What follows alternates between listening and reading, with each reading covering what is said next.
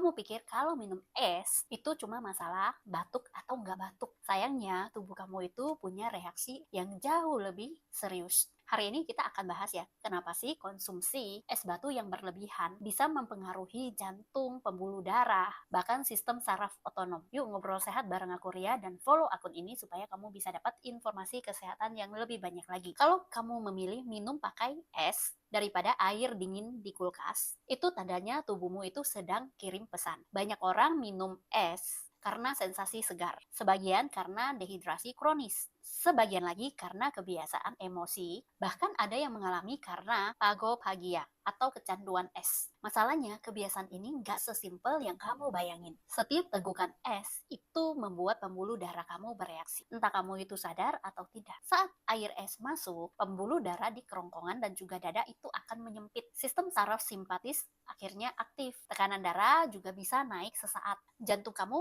akhirnya memompa lebih cepat untuk menyeimbangkan suhu tubuh. Kalau jarang, itu artinya kamu aman. Tapi kalau setiap hari, setiap gelas, ini masalahnya. Jantungmu itu harus bekerja 2 kali, menjaga ritme dan juga menstabilkan suhu tubuh. Air es memaksa tubuh itu mempertahankan suhu inti. Jantung meningkat kerjanya untuk memompa. Denyut juga bisa meningkat. Pada orang yang punya riwayat hipertensi atau penyakit jantung, ini yang bisa memicu palpitasi atau berdebar-debar. Ini ya, kenapa sih banyak pasien penyakit jantung dilarang minum sangat dingin dalam jumlah yang banyak. Terlalu banyak es itu bukan berarti dingin, tapi bisa bikin sarafmu panik.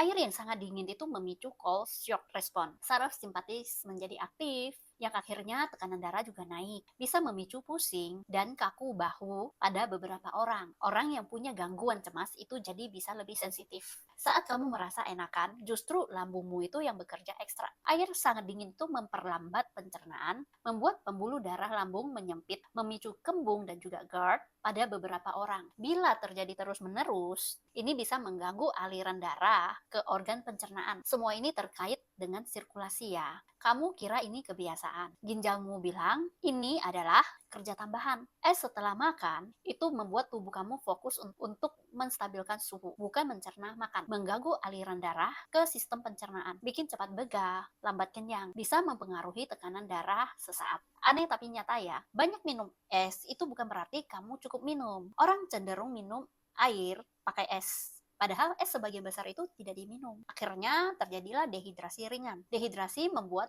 darah mengental. Darah mengental membuat beban bagi jantung. Beberapa tubuh itu nggak dirancang untuk sering minum es. Meskipun kamu merasa kuat. Ini beresiko ya untuk penderita hipertensi, penderita jantung, migrain kronis, anemia, orang dengan hormon stres yang tinggi, bahkan untuk orang yang suka makan asin. Minum es itu boleh, asal jangan setiap hari, karena kalau setiap hari itu berbahaya. Ini tips sehat ya, batasi 1 gelas dingin sehari. Jangan langsung habiskan sekaligus. Hindari minum es saat stres atau kurang tidur. Pilih air suhu kamar kalau tubuh kamu terasa nggak stabil. Perbanyak minum air biasa. Kamu nggak harus sampai berhenti minum es kok. Tapi kalau jantungmu sering berdebar, pusing mendadak, atau badan cepat lelah, mungkin esmu itu nggak sesederhana itu. Jika kamu terberkati dengan video ini, ayo ikutan berbagi kebaikan dengan cara like dan share video ini.